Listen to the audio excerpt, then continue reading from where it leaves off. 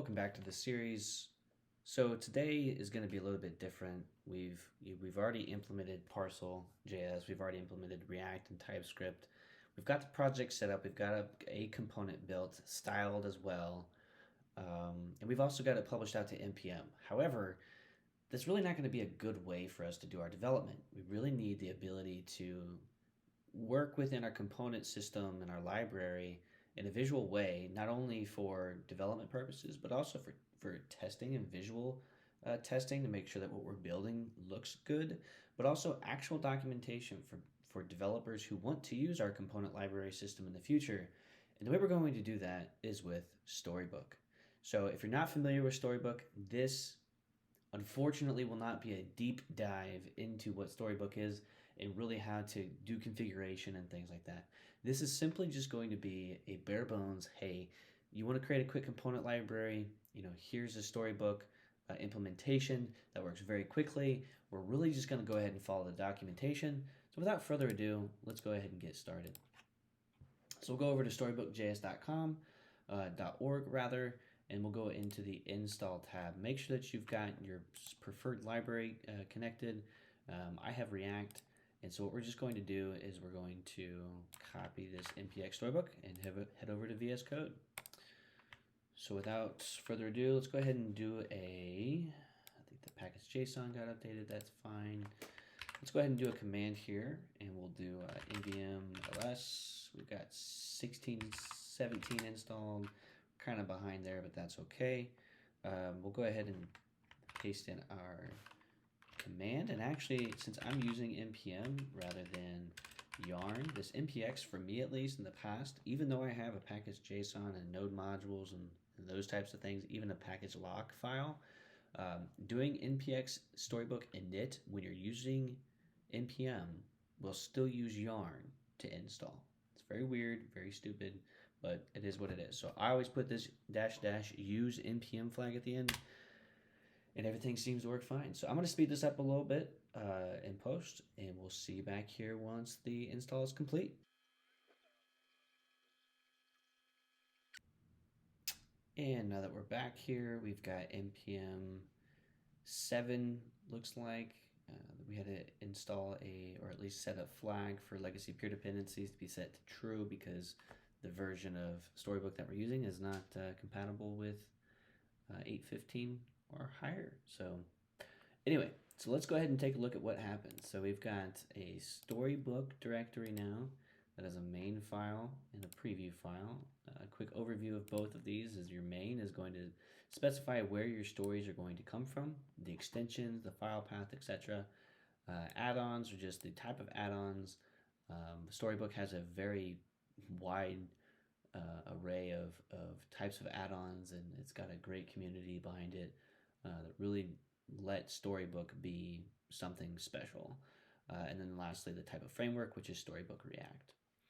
The preview, this is really going to be everything that is within each individual story. So rather than going into each story and making the same modification over and over again, this is where you can set that up in the preview.js file.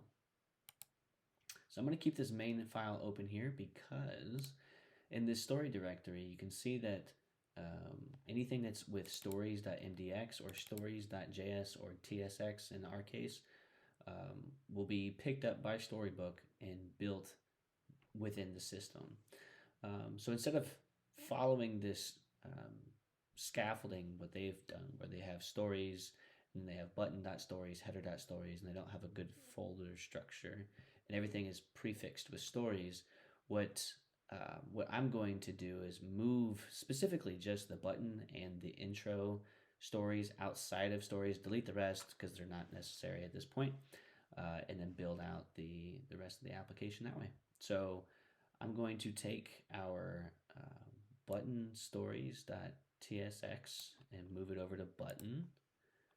And we're going to go ahead and update the imports there. And then I'm going to take introduction and just move it out to the source. So that way it's out at the source level. And then we'll go ahead and delete the rest of the stories because we don't need them. Which also means that we can remove quite a bit of the, here we go, quite a bit of the documentation that came out of the box with Storybook. So I'm just going to remove that. So I'm just going to put in the H1 tag here. It just says introduction. We'll go ahead and save that for the intro. And then lastly, we come over to the buttons. This is importing a button from a file that no longer exists, which is why we're getting this error here. So we're just going to go /index to get our button component. And from there, we'll go ahead and remove the secondary large and small. And we're just going to have a primary button for right now. That's going to have a children property. And that children property is just going to have button that gets returned. And then we're going to have an on-click event that's going to console.log it clicked. I guess what we can do for right now, that'd be good enough. And then we'll go ahead and run our command. So when Storybook was initted, if we come back up and look at our main script section, you can see that Storybook and build Storybook have been both created. So Storybook is going to create a live working Storybook that has hot module replacement, etc. That allows you to do your development rather quickly. And then build Storybook is going to build a static, basically a static site that you can ship out to any application that you want. And that's what we'll have tied with our documentation around what we have for the components for that particular version, and really build out a really cool system. So let's go ahead and do that now. Class name is button. Let's just see if that gets added. So go ahead and save that. You can see that the class name is button. When we inspect this, you can see that the class has gone into button, but we can see that our styles aren't here. So let's see and figure out what we need to do to get our styling added. Actually, go ahead and add the dist file that we want here. However, this isn't going to cut it. And the reason why this isn't going to cut it is if I go and make a modification.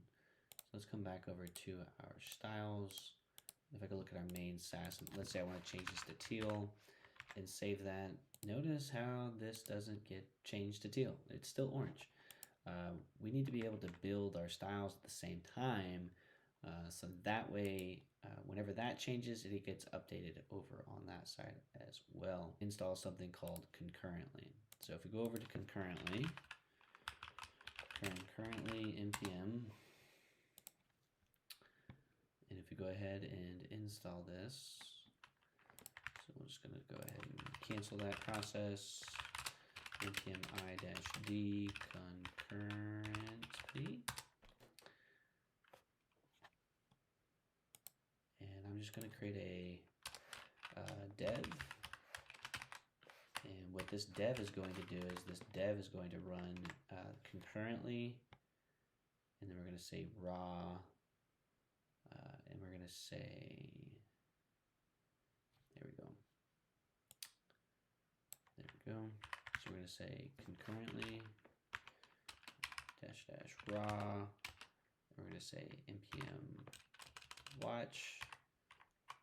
And I believe we need to escape those characters. And I believe that is done this way.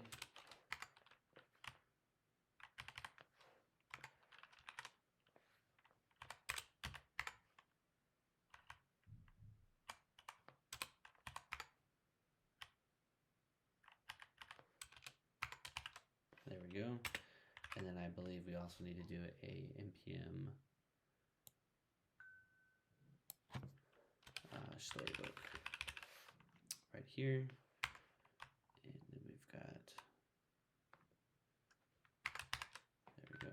So let's go ahead and try this. So just say clear npm run dev.